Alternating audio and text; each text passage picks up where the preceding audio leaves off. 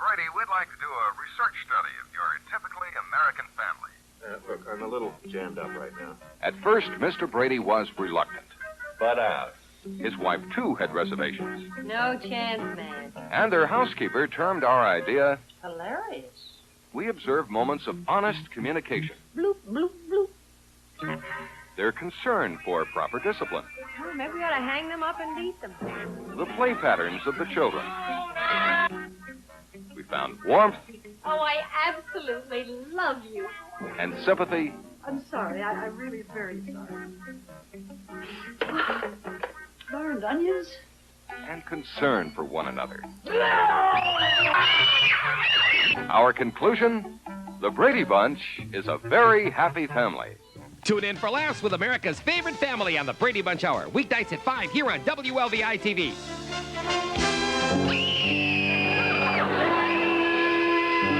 Guess who's at it again? A star can't go on television all fat and broken out. I'm a failure at 14. Smush! That's what I call real family spirit. LBI is part of within 36. Here's the story of a lovely lady who was bringing up 3 very lovely girls. All of them had hair of gold, like their mother, the youngest one in curls. It's the story of a man named Brady who was busy with 3 boys of his own. They were 4 men living all together, yet they were all alone. Till the one day when the lady met this fellow, and they knew that it was much more than a hunch, that this group must somehow form a family. That's the way they all became the Brady Bunch. The Brady Bunch. The Brady Bunch. That's the way they became the Brady Bunch.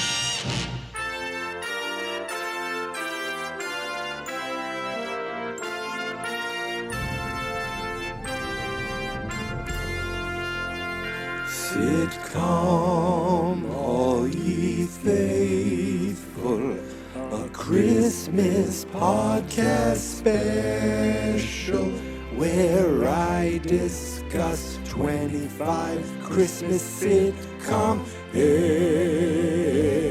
episodes.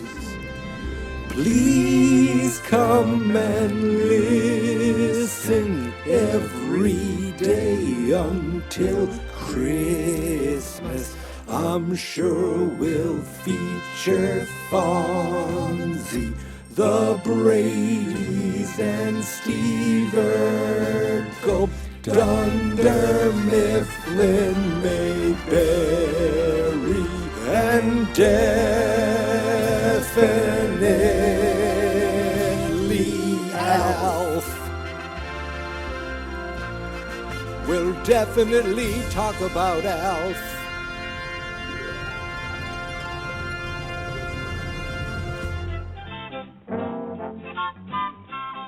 'Tis the season for a reason. Folks, I was looking for a reason to do some sort of Christmas podcast special here at Geek Mentality. I haven't done anything here in months. That doesn't mean I haven't been doing podcasts. If you go to fans.experts.com, you see kind of all the different things I've been working on over the past few months. The big one being Fine Movies, Fine Spirits, which I do with, I guess you could say some real-life Brady Bunch friends of mine. But I'll get to that. We'll get to that, as one of them likes to say. And I'm sure he's listening right now. And you may hear him in a future episode of this brand new, I don't know if I'm going to do it every year. And it's not like my other specials, but this is a brand new Christmas special of Geek Mentality called, as you know already, Sitcom, All Ye Faithful. It's a 25-part special starting today, December 1st, and going all the way to Christmas Day. Now, unlike the other shows that I've done in the past, where it is like almost like an exercise, a project of like a daily project. Like, let me watch the same movie every day and talk about it. Let me watch a movie every day and talk about it. This is a little different. I'm actually recording this early on. My big plan was to, really kind of get all these put together way in advance, recorded over the summer. I was talking like, okay, I'm going to start in June, get a couple in July, and do some in the Christmas season. And that was the plan. Right now it's November 27th in my world. It's so December is right around the corner. And I thought, let me start doing these so I'm not doing them every day, which is what I was trying to avoid. But let's be honest, we're gonna come to a time where I'm doing them. I'm gonna be like, I'm sorry, I can't come over yet on Christmas Day because I have one more episode to do. And hopefully that's not the case. But if it is the case, I'm good for it. I'm good for it. So what else has been going on in Geek Mentality? Nothing really. I crapped out on the Silver Screen Superman, which I still want to get back to. I stopped at Supergirl. What a terrible one to stop at. I think the last thing I did was a kind of a little Jaws 2 Joggist revival. And I also wanted to do a Muppet movie thing. I haven't got to that yet either. But folks, enough of that. Let's get down to the nitty gritty of what this special is all about. It's all about the Christmas episodes of sitcoms. Growing up, I was a child of the 80s. I pretty much spent my grammar school years were the 80s. My high school and college years were the 90s. So I grew up on cable TV. I grew up on reruns. And as much as I loved Christmas specials, I also loved the very special Christmas episode of sitcoms. I just always loved it because it just felt like, it's that time of year. All my favorite shows are going to be doing something for Christmas. I wonder what Mrs. Garrett's doing this year. I wonder what if Mr. Cunningham's going to have a Christmas sale down at the hardware store. I wonder what the Bradys are doing.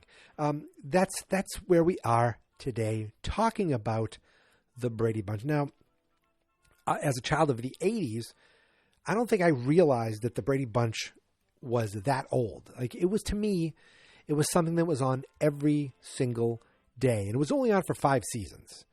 It ran from, 69 to 74. In that time, Bobby Brady, to me, growing up, I thought it was 2 different actors. I said, well, this cannot be the same child. Everyone else sort of looks the same. And Bobby Brady looks completely different. But I guess that's just how Mike Lookinland went through puberty. But it was a thing that was on every single day on WLVI Channel 56 here in Massachusetts, which is actually one of the promos I used at the beginning of, I was very happy to find an LVI Channel 56, which I think now is the CW 56. So I still watch that channel a lot. But it was on every single day. And you could have told me there were hundreds of episodes, and it was on for 1,000 years. Because it was just like you watch it, and then it would kind of cycle through. The kids would get older, Cousin Oliver would show up, Greg's hair would turn orange, and boom, let's start again. And then just the cycle of the Brady Bunch over and over. And of course, as you know, the Brady Bunch is a story of Mike Brady and Carol Brady. I don't know what her maiden name was. I'm sure it was talked about. It might have been mentioned in the movie. She had 3 girls, and he had 3 boys, and I don't know if it was a divorce. I don't know if it was death. I don't know if it was ever talked about. But they got married. They lived together, and it was like those other parents, they just didn't exist anymore. I mean, we're talking like this is the 12th episode of the series, and it's their first Christmas together. This is the episode called The Voice of Christmas. When I think of Christmas sitcom episodes, this was the first one that popped into my mind. So I said, this is the first one I have to watch. It's on Hulu, so if you want to check it out. And it's the first one that I wanted to talk about. The Voice of Christmas. I like that.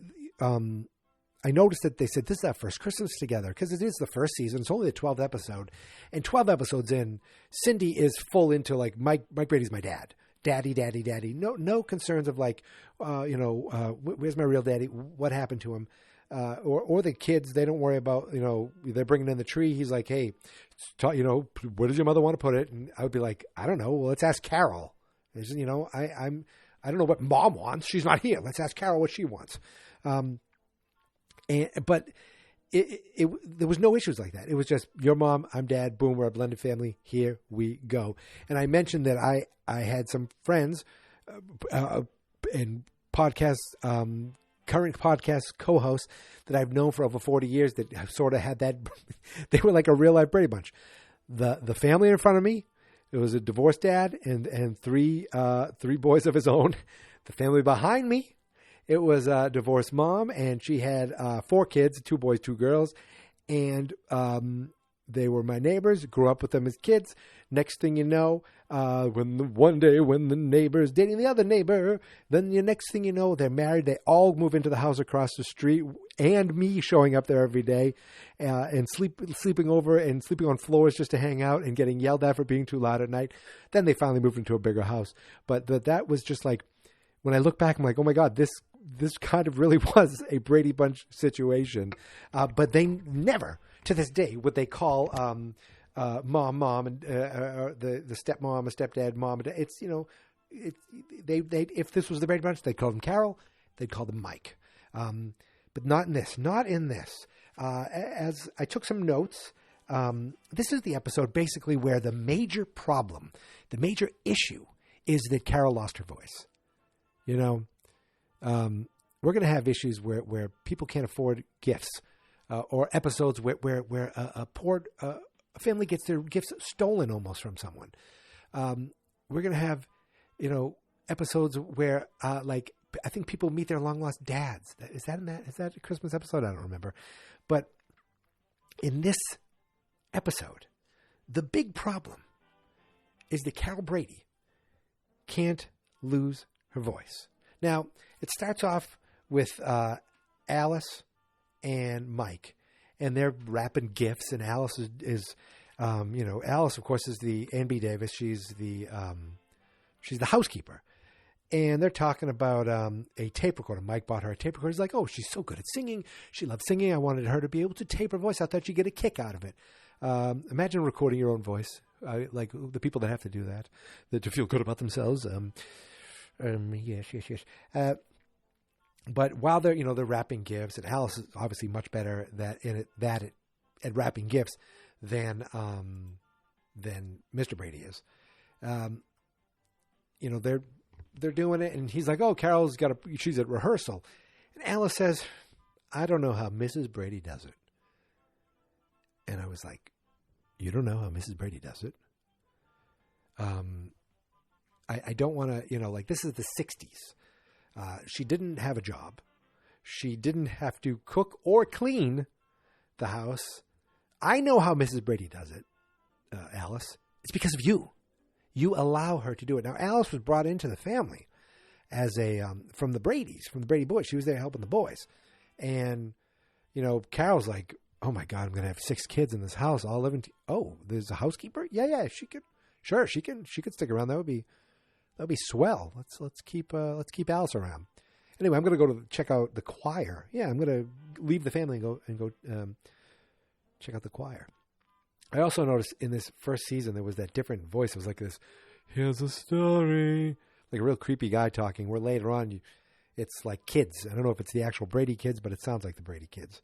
Another thing I noticed, this episode was 25 and a half minutes long, where now sitcoms are like 22 minutes.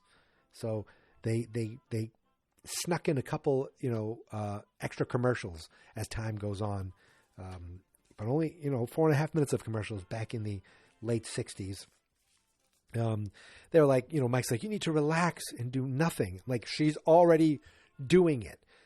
There's the fun thing where the kids bring in this tree. I don't know where these kids got this tree. They're like, oh, the boys are all getting the tree. Did someone drive them? I assume, would Sam the Butcher do it? Because that's the only other character really that shows up all that much. But the kids get this giant Christmas tree. They can't get it through the door. The fun thing when Mike opens the door, their double door. Boy, are we dum-dums, they say. And that's where they keep moving the tree around. She's like, move it over here. No, move it over here. He's like, do what your mother says. And Peter should be like, what the hell are you talking about? But I did notice there were no needles that fell off this tree, so I don't know how real this tree was. There was also, Alice had a fun little cure for laryngitis, this broth that she made that was disgusting. You wrap it around your throat, and Carol wanted nothing to do with it, but she finally did put this thing on. I don't know if it helped or not. It was either that or the wish that Cindy Brady made. At one point, Mike's like, I think I want to turn on the tape recorder. Why remind her of singing? And it's like, why remind her that she lost her voice and she can't sing? I want to be like, Mike Brady, you fool. She has laryngitis. Okay, she didn't damage her vocal cords. In a week, she'll be fine. Give me a break here. Or less if you use the power of a Christmas wish. Cindy went to the mall, shopping, not the mall, whatever it is, department store, with Mike. I don't know where the boys were. But Cindy's like, Daddy this, Daddy that. And I want to be like, cool, thank you. If I was Mike Brady, I'd be like, thank you very much for calling me Daddy. Wow, this was a lot easier than I thought. I thought it'd be hard for you to just look at me as your father. Okay, I'm really harping on that. But it stuck with me all these years. So they go to this department store, and one thing that's very different over that you wouldn't see nowadays is Mike's like, I need to go return this. And he's like, can I leave you alone? She's like, Daddy, I'm 6 years old. Of course you can leave me alone. Very different time. So he's like, okay, cool. I'm getting an elevator. I'll see you when I see you. And he just leaves her in this line for Santa. All these kids, no parents, all these kids are there. And Cindy gets up to this one kid in front of him, this little prick. He's like, I want this and I want that. He's like, all right. He's like, I haven't finished yet. He's like, just leave me the list. There's other people here. So finally, Cindy gets up there. This Santa Claus, I said, who is this Santa Claus? I wonder if he's famous or familiar looking. The Santa Claus, this actor's name is Hal Smith. Ladies and gentlemen, he has played Santa Claus either in voice or at least or in person a total of 17 times. 1959 was the first time he played in New York, something called New Year's Trip. It was a short. The Apartment, the movie, he plays man in the Santa Claus suit. That's a pretty famous movie, The Apartment. That's in 1960. Again, in 1960, he plays Santa Claus in The Miracle of the White Reindeer. Then you jump ahead to, come on, there's more. I'm going to go through all of them. Why not? He was in an episode of The Flintstones as the voice of Santa Claus. He was in, of course, The Brady Bunch as Santa Claus in 1969. How did I miss that? Well, he's the voice. He is Santa Claus in 1969 again. I mean, my God, this guy has played Santa Claus an amazing amount of times. In Santa and the Three Bears, he's Santa. Oh, yes, in the Brady Bunch. And later, he's the Cartoon King also. Oh, my God. A couple of years later, that's crazy. That's him. In A Christmas Story movie, he's the voice of Santa Claus. Interesting. Wait a minute. A Christmas Story TV movie. 1972, A Christmas Story TV movie. A young boy. Oh! This is a different thing. That freaked me out for a second. Oh my God, he was in all kinds of cartoons. This guy has been a voice actor for a million years. Comes back in a Flintstones Christmas. He is Casper's First Christmas in the 70s. Yogi's First Christmas. This guy has been a voice for a million. He's the owl in Winnie the Pooh. The guy is very famous. And he's been doing voices forever. Is he Goofy too? Hal Smith. He's a very famous. He's Winnie the friggin' Pooh. Never mind. He's also, oh my God, he is amazing. I didn't even get through all the Santas. Guy is a Smurf. He's on Sesame Street. He was in something called Midnight Patrol in 1990 as Santa Claus. The guy has. Yeah, I've gone through A Town the Santa Forgot, Santa Claus, 1993. My God, wow. All the way up until 1993 when he died in 1994. This guy's been Santa a lot. Anyway, she's like, hey, Santa, he's like, what toys do you want? I don't want toys. I want to get my mom's voice back. He's like, okay, I promise you she'll get her voice back. Now, he didn't say by Christmas, but he's like, yeah, she'll do it. And then Cindy's all excited. And Mike's like, finally comes back. He's like, oh, hey, what's up? I'm all excited because Santa promised that Mom will get her voice back. And he's like, well, Santa can't promise that. You know, he's not a doctor. He's better than a doctor. He's Santa Claus. Come back from commercial break. And Mike leaves Cindy again by herself. And he's like, listen, Santa. He goes into the locker room and consults Santa. And he's like, listen, Santa, how could you do that? How could you promise my wife would get her voice back? He's like, look, dude, that kid was so cute. What was I supposed to do? You know, she was so sweet. How could I deny her, you know, that promise? And then they go home and Cindy tells Carol, it's like, yo, Ma, Santa Claus says he's going to get your voice back. She's like, oh, that's great. I hope so. Because if he doesn't, then I'm going to blame you. That didn't happen. But Mike's like, hey, come on, Cindy, let me go outside. She goes, I want to talk to you. And she's like, are you going to scold me? That's what she says. And she's like, you know how to do that. I'm like, Jesus, he's been your dad for like a couple months. What has he done to you? He's telling her, don't expect a miracle. And she's like, look, I trust Santa. I'm sorry, you don't. Mike Brady, architect. Later that night, they show the boys. Oh, actually, no, at this point, they show the boys wrapping presents for the girls wrapping presents for the boys. They're all like trying to figure out where they're going to hide the presents because everyone's a snoop in this family. And the one thing that actually made me laugh out loud was little Mike Bobby Brady. Did I say Mike Brady? Bobby Brady. Bobby Brady's the one that looks like two different people. I think I said that. Anyway, little Bobby Brady's like, if they find if they catch me hiding it, should I eat the present? And the way he just asked it like he was a doofus. And I don't think he was meant to be like a dumb kid, but that just made me laugh out loud. So they're hiding presents. Alice is hiding presents. Alice finds Bobby under the bed while she's trying to hide presents. There's presents everywhere. Then we cut to later on that night. There's a Santa radio bulletin. And Greg just can't sleep. He's like, I can't sleep. I need to go downstairs and have a smoke and a coffee. He just goes downstairs and looks at the gifts. He's kind of looking at them. Then all of a sudden, Marcia shows up. It's like, you can't sleep either. It's like, what are you looking at? He's like, it doesn't matter. I don't even want these gifts. I don't feel much like Christmas since Mom lost her voice. I'd be like, look, it really stinks that my mother lost her voice, but there's still Christmas to be had. All of a sudden, Peter and Jan show up, and then Alice shows up. And she's got all her hairs in rollers, and I need to say this right now. Alice, the maid, because I don't know if she ever had a last name. You know, she's the maid. She's this older woman. She's got her hair tied up in bows. She's the helper. Goddamn Ann B. Davis is 43 years old when this first season goes on. She is 2 years younger than I am right now. Sitting here, in my hoodie, with my hat on backwards, talking about the Brady Bunch on a podcast. She's this old maid all of a sudden. It is just startling that, I'm thinking, oh my God, she's younger than my friends, my wife, myself. I mean, that is insane.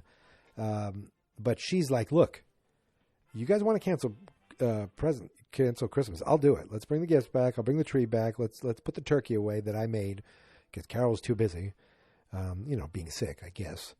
And they're like, well, I don't know about that. She goes, I think your mom and dad were pretty upset if they didn't get to have their first Christmas. It's supposed to be a special one.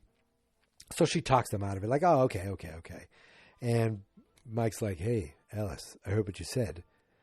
Don't ever talk to my goddamn children again. No, that would have been funny. But he's like, I heard what you said, and gives a thumbs up. He's like, oh, thank you. And she's all like happy. I helped Mr. Brady.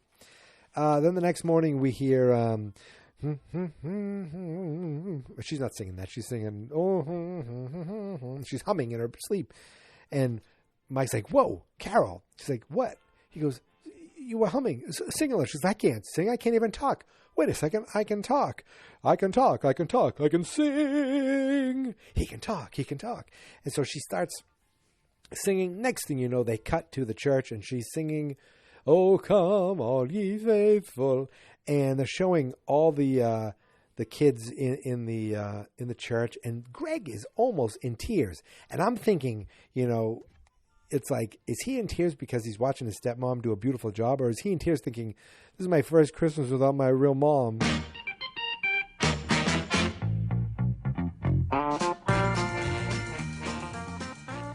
Then we get to the end little cut.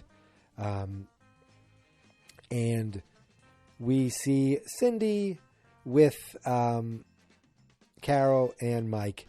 And they're like, what are you doing? She's like, I'm writing Santa a thank you letter. I hope he can read first grade writing. She's like, oh, I'm sure he can. Christmas is the season for miracles. The end of the first episode of Sitcom All Ye Faithful, and of course the end of this episode, The Voice of Christmas. Again, Season 1, Episode 12 of The Brady Bunch from 1969. Talk about not real problems. Talk about light sitcom problems of, Mom lost her voice. We should cancel Christmas. You know, Santa, how dare you talk to my child like that? He's like, if I was Santa, I'd be like, where were you, Dad? You just left this kid here alone. Anyone could have come and snatched her up. Instead, you're upstairs doing God knows what, returning some tape recorder. What the hell's wrong with you? Yeah, that's it. I nailed it, right? First of 25. Now, I don't know how the others are going to be, if I record them in order, if I just record a bunch and then kind of figure out the order. But this is the first one, and it is definitely day one, December 1st, 2021. If you're listening to this, I want to thank you for not deleting the podcast after you haven't heard from it in a while, because this will be back. And as you know, March 1st is only a few months away, and we'll be Marchie McFly will be back. And, of course, next June and every June, as long as I'm alive, we will be doing movie month. I look at movies now and I go, I can hold off. I can wait till June for that. And it's always weird when I'm like, I think I'm going to watch a movie, a new movie. And I'm like, oh, but I'm not going to talk about it in June. Ooh. But I do have another podcast, like I said, that I do talk about movies with other people. It's called Fine Movies, Fine Spirits. I hope you check it out. And I think that's really it. I think I covered everything. I got these little songs in that I wanted to get. And I just got the Brady Bunch, to me, wasn't a nighttime primetime show. It was a daily show on every day. And there were times I didn't watch it every single day because I'd be like, I remember this episode. But I just remember watching this 1,000 times. And I haven't seen it in years. I don't know if it's on every day. Maybe it's on my TV now. But I do love the fact that it's all on Hulu. Not all of it's on Hulu. There's some weird rights things where not every episode is on Hulu, but luckily this one is. So I was glad it was easy to find. We'll see if some episodes in the future aren't as easy to find, but damn it, I'll find them anyway. So I just want to say, folks, thank you so much for listening. Thank you so much for subscribing on Geek Mentality. You can find me at Geek Mentality on Twitter and at Geek Mentality on Instagram. And the Facebook page is Fans.Experts. The website is fans.experts.com. And you know, it's been a while, but here is my theme song. This is my podcast. I made it. Geek Mentality's what I named it. And I think you should listen and subscribe, 'cause I'm kinda funny and awesome. I think that I'm worth your time, and I'm kinda handsome. My mom says, please listen and please subscribe. At least listen to this episode. Fans not experts.